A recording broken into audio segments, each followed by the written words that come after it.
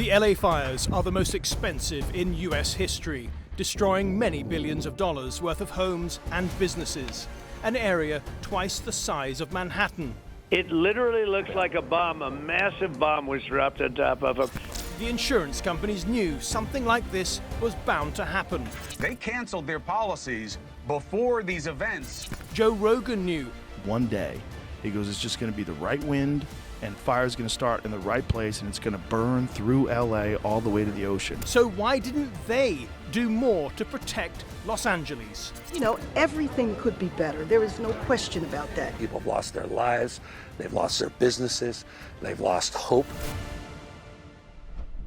Hello and welcome to the Nexus. Today we're trying to work out who or what is responsible for the fires in LA. Coming up in the program, we'll be hearing from a real estate agent and mother who lost her home in the fire. I've raised my daughters there. I've spent 20 years living where I live.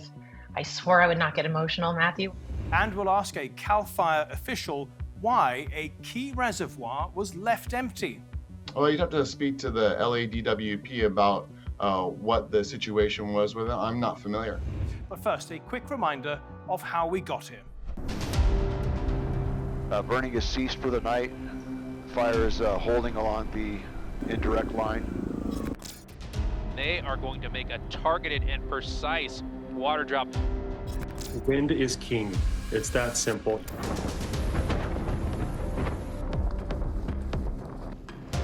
The wildfires razing swathes of Los Angeles to the ground represent one of the most costly disasters in US history. Some estimates believe it will be the most expensive ever. Damages, the number you see circulating right now, is $250 billion. But was it also the most predictable? Because this is nothing new for LA. Hopefully this is going to be the last of these, because this was a really, really bad one. Last year, Joe Rogan said a firefighter had told him this devastation was inevitable. I talked to a fireman once. This is one of the reasons it freaked me out. And he was telling me, he goes, dude, one day, he goes, it's just going to be the right wind, and fire's going to start in the right place, and it's going to burn through LA all the way to the ocean. Exactly where the blaze started or how is at the moment impossible to pinpoint. There are many theories, everything from an electrical fire caused by downed power lines, a small fire igniting after it had been put out, to arsonists. Someone purposely set the Kenneth fire. At this time, that's what we believe, yes. The number of people known to have died in the Los Angeles wildfires has risen. The worst hit area is the Palisades on the coast, one of America's most prestigious neighborhoods, a home to Hollywood celebrities covering over 23,000 acres. As you know, where I live is on fire right now. Literally the entire city of the Pacific Palisades is burning. The Eaton, north of LA, has also been severely hit, the flames there covering around 15,000 acres. You can see so many homes over here have been destroyed. There have been blazes in other areas around LA too. The strong winds which fan the flames send burning embers through the air which cause other fires. The spread can seem random, but after a record dry season, it doesn't take much to cause new wildfires. The quick switch from wet season to dry season made parts of the state into a bonfire waiting to happen, thanks to the sheer amount of dried out undergrowth. Natural causes aside, the political blame game is raging. This is a true tragedy, and it's a mistake of the governor, and you could say the administration. They don't have any water. Donald Trump has accused State Governor Gavin Newsom of not allowing water from Northern California to be sent to Southern California in order to protect an endangered species of fish. Trump is referring to the Delta smelt, a small fish about 4 inches long, and the Sacramento River was once teeming with them. For the sake of a smelt, they have no water. Although a lack of stored water does not seem to be behind a failure to stop the flames spreading, rather than a struggling infrastructure. How big a problem is that when you're coming across hydrants that are dry? We're stuck with a fire engine that has 500 gallons on it because this local system doesn't have any in it. When we saw an apartment building engulfed in flames, I saw the fire engine pull up this afternoon, a fire captain have one of his firefighters attach a hose to a hydrant, and that hose didn't fill up. Because all the fire hydrants were down. The firefighter came over and asked us for water from our water truck that we had taken from the swimming pools. We're also learning why a nearby reservoir, a crucial resource, could not be used in the firefight. This reservoir was empty and under repair. The reservoirs are completely full. The state reservoirs here in Southern California, that mis and disinformation, I don't think advantages or aids any of us. We do know, though, from reporting here locally that that one reservoir that serves the Palisades was not full. And that's exactly what triggered my desire to get the investigation. Fire hydrants are not constructed to deal with this type of massive devastation. It is outrageous. He should resign. Karen Bass should resign. The LA mayor has also faced criticism for allowing this to happen on her watch. The fact she was on an official trip to Ghana as the disaster took hold didn't look good. Fire chiefs say that they're really stretched to the limit and running out of water. What have you got to say to that? Have you no response to that? Do you owe citizens an apology for being absent while their homes were burning? Do you regret cutting the fire department budget by millions of dollars, Madam Mayor? Have you nothing to say today? And there have been claims that the LA Fire Department either had its budget cut too far or spent too much time worrying about its diversity policies. The claim being that firefighters have been left unprepared to carry out their main duty, fighting fires. The department created a Diversity, Equity and Inclusion Bureau to train firefighters not on refilling the hydrants or what to do when they're empty. There's also the chance that while a disaster like this was inevitable, it was simply too big to prepare for. Okay, let's bring in our guest now. And today I'm joined by David Acuna, Battalion Chief at the California Department of Forestry and Fire Protection, Kaya Stanley, who is CEO of her own non-profit insurance company and also an attorney, and Kathryn Sorensen, the former Director of Water Services for Phoenix, Arizona, which faces similar challenges to LA. Welcome to the program, everyone. David, as you'll know, people are blaming the governor and also the mayor for not being prepared for this fire. In particular, they point to a lack of water. In your operations, did you have to suffer the consequences of that? So as far as preparation goes, we moved as many resources as we possibly could. In terms of water, and I'm sure Kathryn can speak to this better, but if you picture a garden hose, if you put 2 or 3 pinholes in it, you'll be fine. But if you put 5 or 10,000 pinholes, similar to fighting 5 or 10,000 structure fires at the same time, it's just not going to be able to maintain the pressure. Well, Gavin Newsom, the governor, is well aware of those thousands of pinholes in the tube, if you like, and yet he's still demanding that the LA Department of Water and Power, the LADWP, prepares a comprehensive review to document causes of the loss of water pressure and unavailability of water supplies. Why is he demanding answers from the LADWP if it's to be expected? Well, I think that you'd have to ask the governor for his particular motivations. But at the same time, I'm giving you a general speculation of how I've seen hydrant systems work. I'm sure he wants a more scientific perspective on it. The reservoir that services the Palisades holds around 117 million gallons or 443 million liters of water, and yet it was empty, and it has been empty for the last 11 months. Why do you think that is? Well, you'd have to speak to the LADWP about what the situation was with it. I'm not familiar. Did it impair your operations not to have that water available? While it would have lengthened the time we had it, ultimately it's a finite resource. It would have run out, again, running 10,000 structure fires at the same time. But 117 million gallons of water, that would have been useful, wouldn't it? It would have lasted a little bit longer. However, one of our big concerns is the fact that we had 100-mile-per-hour winds blowing the fire from house to house to house to house. Even if we had had a hose line at every single one, it would have simply blown back at the firefighters with that intense wind, like a blowtorch. When you got the chain of command from you up by about 6 levels, eventually you get to Gavin Newsom. That's why I keep coming back to him. Now, the governor has ordered an investigation into why the reservoir was empty. Clearly, he thinks it was very significant. Again, you'd have to ask the governor's office about that. There are lawsuits now against the LA Department of Water and Power. it is being sued by residents who are saying, you know, that ought to have been full, and indeed they ought to have told the LA Fire Department. Did you get notice that the reservoir was empty? So that would be the jurisdiction of the Los Angeles City Fire Department. In 2019, CAL FIRE, which you work for, prepared a report for the governor, Governor Newsom, and one of the top recommendations to fight wildfires or to prevent them was to reduce the amount of fuel lying around in the forest. Was that done sufficiently? Did you follow that sufficiently? Did the governor listen to your recommendations? We have implemented a very robust fuels management program. We're treating more than 1 million acres per year between ourselves and our federal partners. And so we have, and CAL FIRE has met our goal of 100,000 within our department, with the balance of the 400,000 between our local response area and our grantees.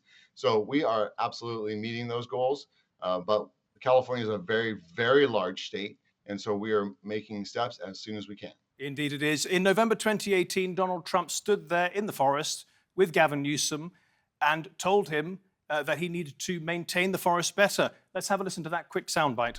I was with the president of Finland, and he said, we have a much different, we're a forest nation. He called it a forest nation. And they spend a lot of time on raking and cleaning and doing things, and they don't have any problem. Did Governor Newsom take the advice from Donald Trump? Again, that would be a federal responsibility. Are you satisfied with Governor Newsom's response to the fire, David? I've been in and around Governor Newsom, and he has been intimately aware of everything that's been happening. It's been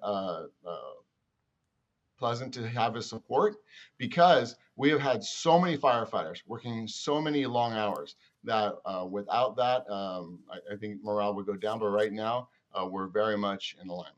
Okay, let's take a look at it from the insurer's point of view, Kaya.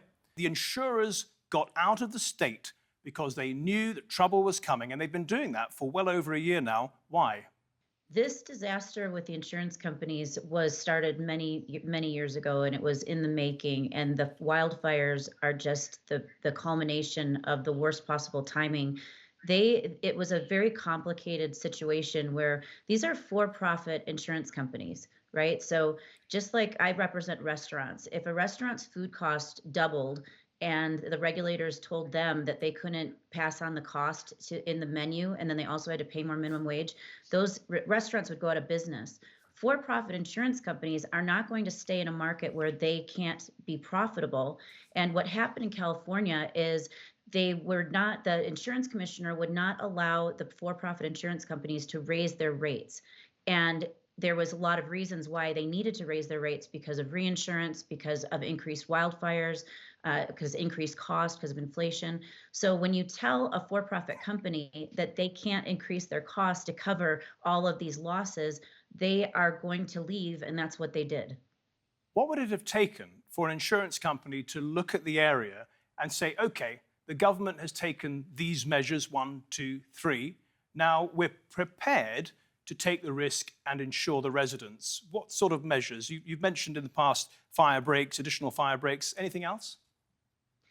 It's a lot of things that the insurance company looks into. And believe it or not, actuarial sciences are shockingly accurate. So they're not looking at only that. They're looking at inflation. They're looking at the cost to rebuild. So right now, these houses out there, the reason why a lot of them are going to be uninsured is because their valuation and their insurance policy isn't enough to cover the cost to rebuild in today's market, in today's regulations, in today's laws. Right now, what happened was when insurance companies left and people were left with no other option, they only had the option to go to this FAIR Act, the FAIR Plan, which is the state of California. They call it the plan of last resort, because it's very high premium and it doesn't provide great coverage. And for homes over 3 million, it's capped at 3 million. It's just not, it's not a great plan. And the insurers are the ones that are going to have to subsidize it, and they're going to have to go to their reinsurance because it's completely drastically underfunded. So they've created a really big problem that is going to require a really complex solution. If the Californian government hadn't put limits on the premiums, would those insurance companies have stayed in business there? I can't say exactly that they would, because think about what that means. That means that they would have been permitted to raise the rates so much that the people couldn't have bought insurance. So it's a catch-22. Right. So part of it is. But then the market would have cleared at supply and demand. If you can afford it, you'd have got it, and if not, not. I mean, at the moment, you have people who are either uninsured or woefully underinsured with the Californian insurance plan, the state-backed one. Exactly. So we're saying the same thing. If on the other side of it, if they had raised their rates so high, there would have still been people that didn't have insurance because they couldn't have afforded the higher insurance. Last question. You're an attorney. As you heard, there's a lawsuit against the LA Department of Water and Power. From what you know of it, do you think they've got a case? This whole thing is going to devolve into lawsuits, whether or not anyone has a case, because people have no other option, especially people that lost everything. And we are already seeing lawyers sending out things on social media and text and email saying, hey, did your insurance get dropped? Let us represent you. And it's really sad because they're not going to get any reasonable or settlements that really help move the needle for anyone. It's just going to be the lawyers that win, and these lawsuits are going to take years and years and years. Kathryn, let's move on, or rather move back to the water issue. You're an expert in water management. We've heard that the reservoir right next to the Palisades was empty because of apparently a torn cover. First of all, is that a reason to empty the reservoir? And 11 months? So in a system as large as LADWP, I would expect that one or more reservoirs would be offline at a given point in time because water infrastructure ages. It is in need of continual repair and maintenance. So it's not unreasonable or unexpected that a reservoir would be offline. As to the length of time that it apparently took for repair, there are a lot of factors involved in that. The vulnerability of the supply chain. Were they able to get the materials they needed? Was the skilled labor available? Had the reservoir been full, would it have been useful in the fighting of fires? So it would have provided some additional water to maintain pressures. Whether it would have made a significant difference, I think, is an open question.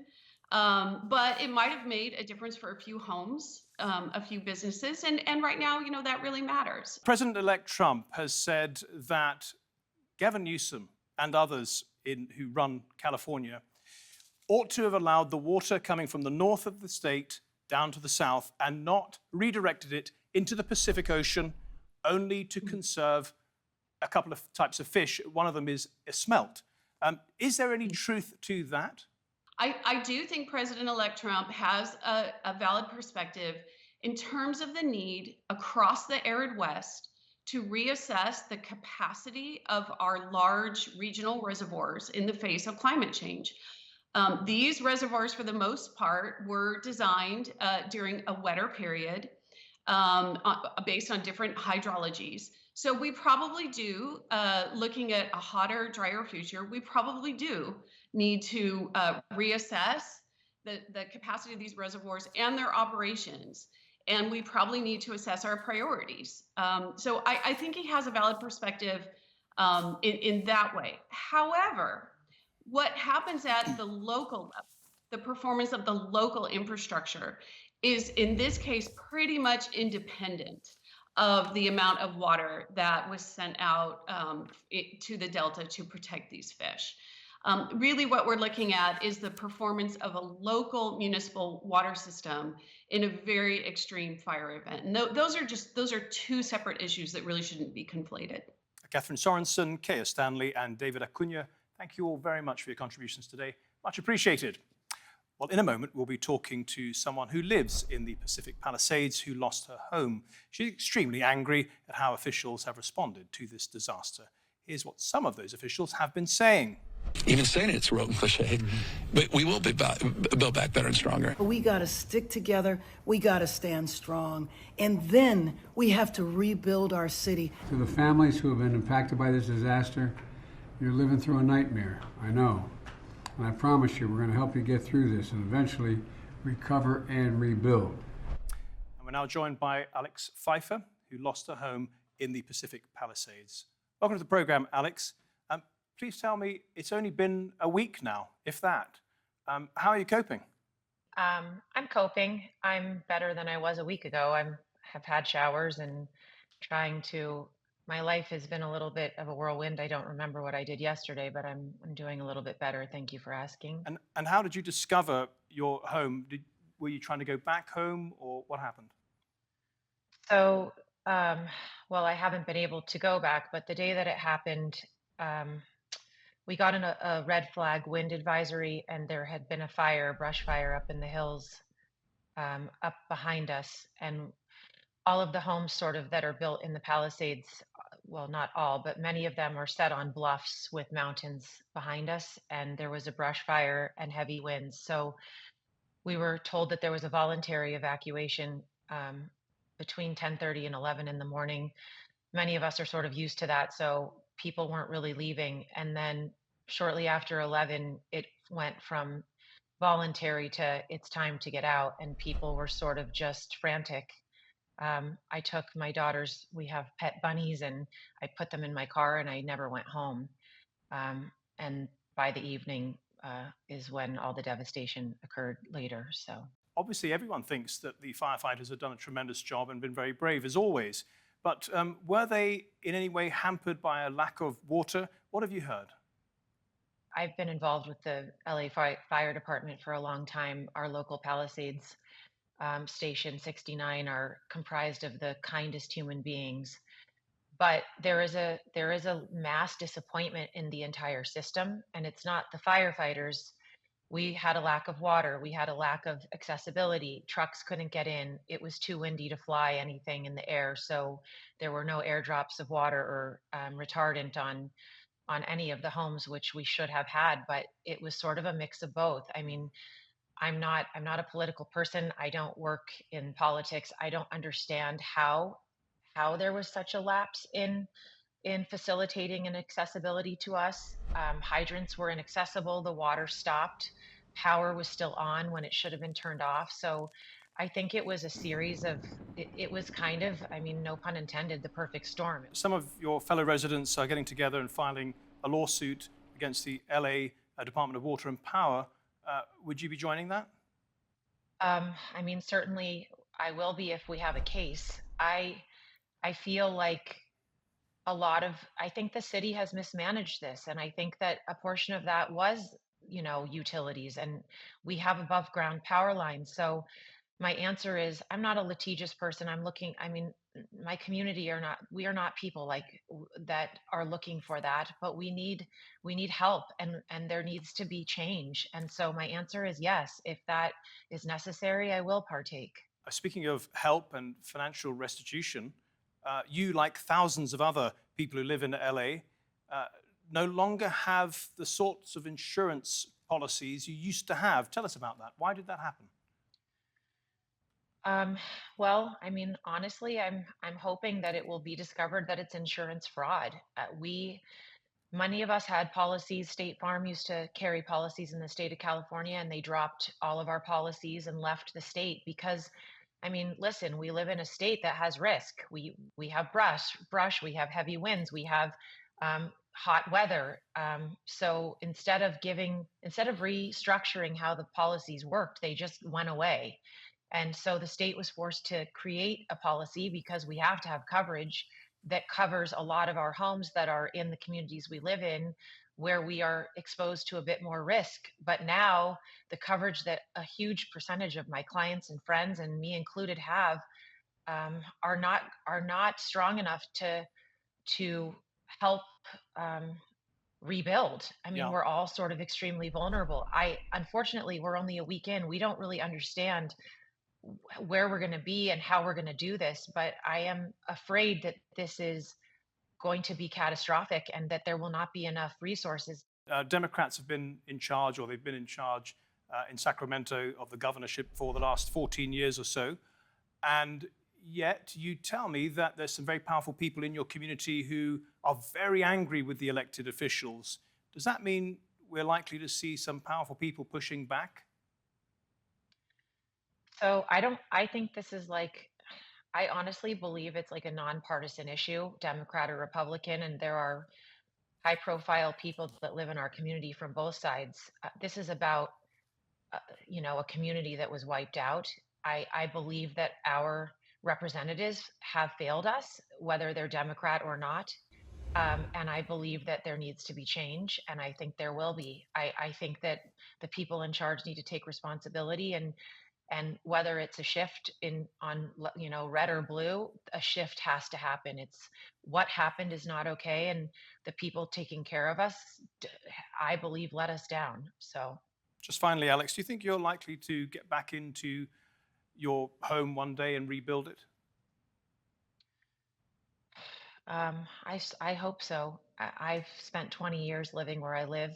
I swore I would not get emotional, Matthew, when I spoke to you, but this is what I do for a living, and I've remodeled and built a lot of homes there and sold a lot of homes there, and I've raised my daughters there, and so I hope so. I just think there's going to be a lot of hoops to jump through, and I'm really working hard with the people that I know and the business relationships that I have to see that happens again. And most of us feel the same way, but we'll have to see. Alex Pfeifer, thank you so much for your time today.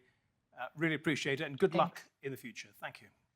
Thank you so much for having me. And thank you at home and on your phones for watching. If you want to see this episode or any of our previous episodes, do go to our channel on YouTube. Just type in Nexus, TRT World. Till next week then. Goodbye.